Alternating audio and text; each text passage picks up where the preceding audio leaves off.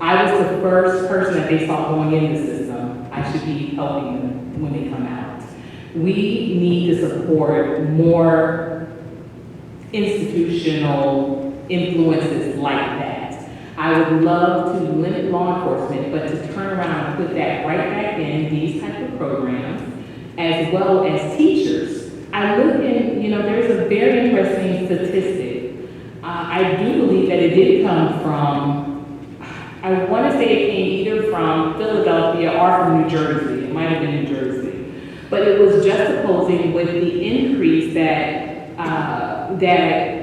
law enforcement gets is almost related to what's taken out from our teachers. And I said, look at what what kind of society we are creating from this type of understanding or appreciation. Let's do more what it takes to lock up these same criminals that came through a school system that could have, with the right teacher that wasn't overworked and underpaid, could have given him that same type of love, that same type of care that he might have been missing, that same type of engagement that he found in his gang friends or in other illegal activities that led him to need law enforcement later on. I do think it's not a matter of us not having, like you said, with the wealth, it's about appropriately reimagining it, redistributing it. So, and again, these are questions that not necessarily government needs to intrude on, but we need to start to appeal to our neighbors, to our fellow man, because at the end of the day,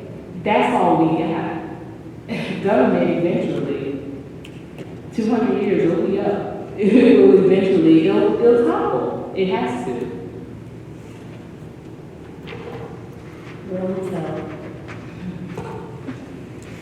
No? Okay. That's fine. Thank you very much for the question.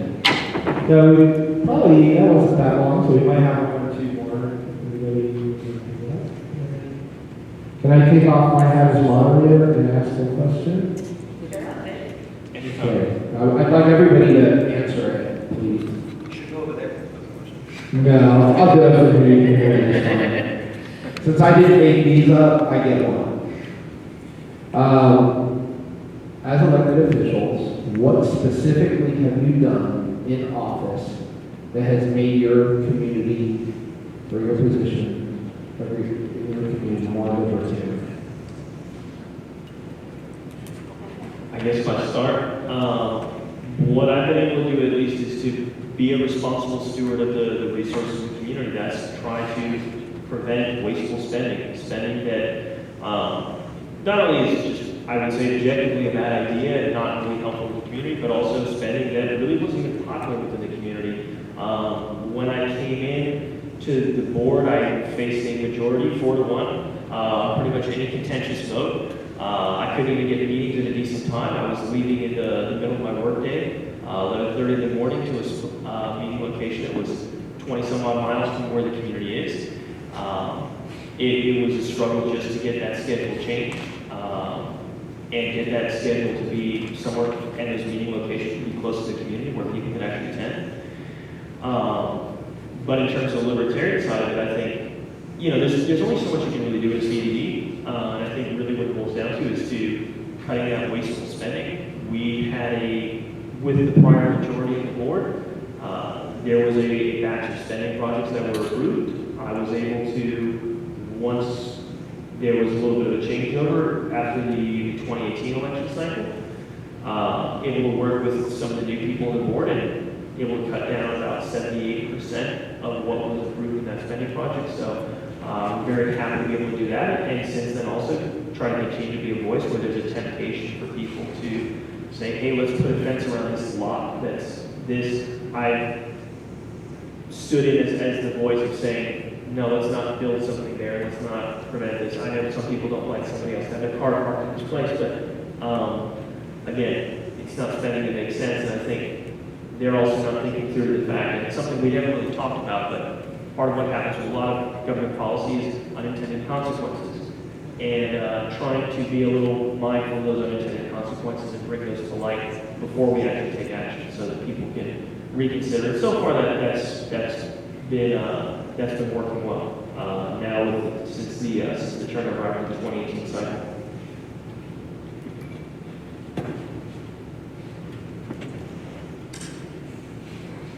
I think when we talk about what we're doing to improve the party, I think with being a presence, this is the number one most significant thing that we can do as elected officials, because it's absolutely, it takes the conversation, it shifts it. When you talk about the fact that you don't come from a Republican or a Democratic Party, it gets a real interest in what exactly we believe in, what are our principles, and shifting the focus onto a real institution that is built on principles and not on party. The one thing that I am very proud of that I created with being a member of the Coconut Grove Village Council is creating the Young Grove Alliance. The Young Grove Alliance engages people of the Coconut Grove community between the ages of 18 to 45 in hopes of encouraging and empowering our economic infrastructure, bridging the gap between our generational differences, as well as engagement in the civic process. I think the more people that become involved and aware and engaged in our policy making, it does make our role in their lives a whole lot more, unfortunately and fortunately, insignificant. And I think ultimately that's a very strong, a very appropriate, and a very libertarian principle that we can all stand on. We want to be able to do less because we want the community involved to do more.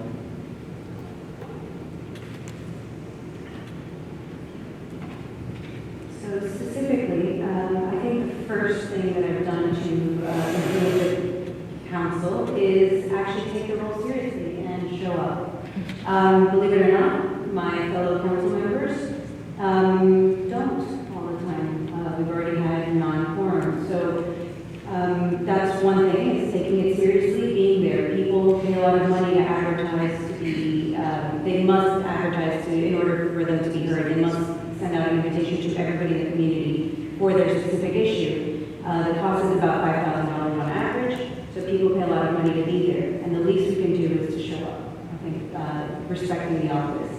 And then the other thing that I tend to do is make sure that people who come before my council are able to get what they are there for. They are there for a variance. They're there to have do something with their property. And I feel that my biggest role is to get out of their way. I'm sorry for the report that I also consider that the fact that I'm the only city member on my board that has not missed a single meeting is significant. People do miss these meetings. They don't take the role seriously. In my case, I've managed to save quite a bit of money for our CDD. We've had a few people approach the CDD wanting to spend a fortune on ridiculous projects. And I've managed to take a lead on getting things like that voted down, and saved our CDD members in the last year over $40,000. So that was fairly significant for a board that had never brought down their expenses since it was first started. But I think that's our biggest role, is actually showing up and showing people that as libertarians we're not only taking our positions seriously and showing up for them, but we're affecting people's pockets and daily lives locally every single time we meet with our respective meetings. Okay, this, I will open up for one more question. It will be the last question, so if there's something on your mind, please. Aha!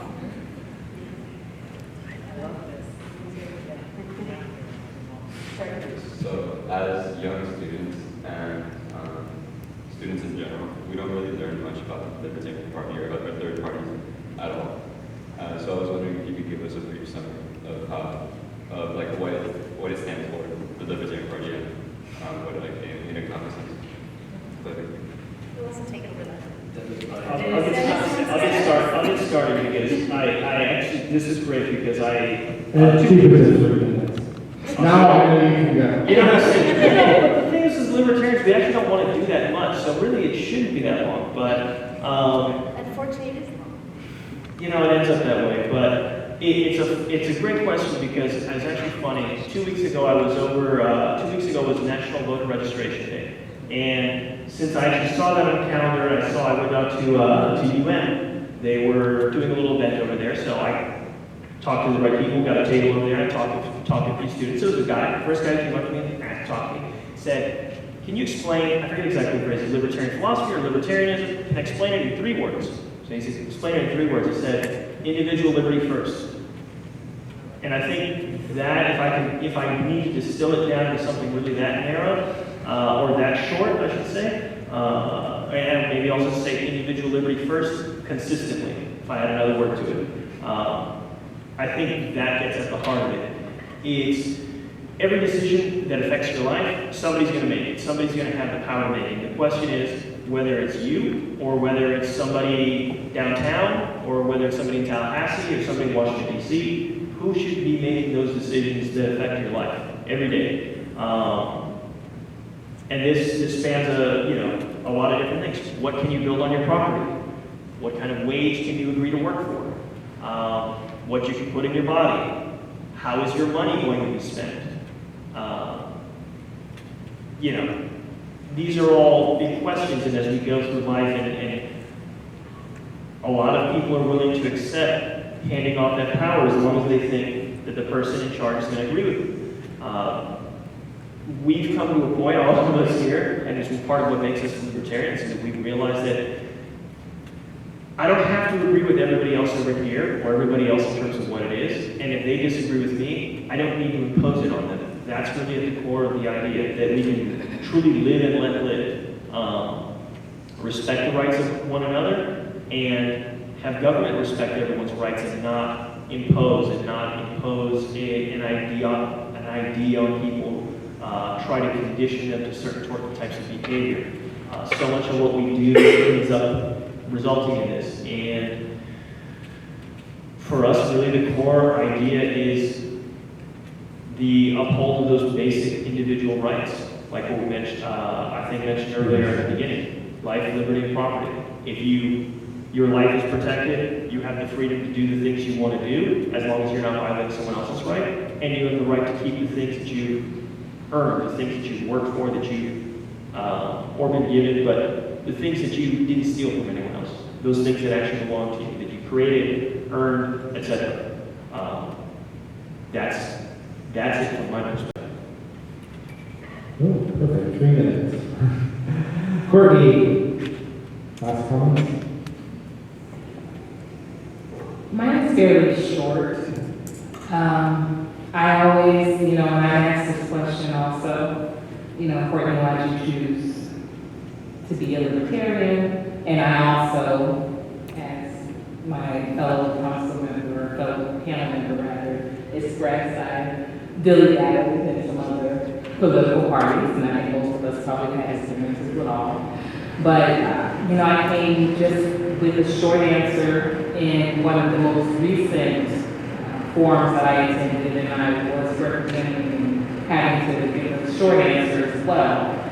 But I said, I felt that libertarians are Republicans with a little more heart, and Democrats with a little more logic.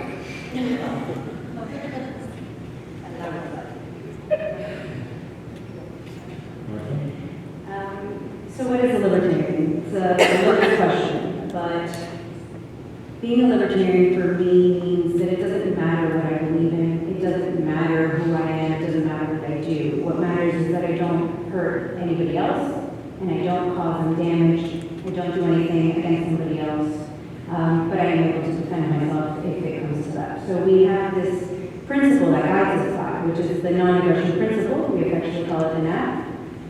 And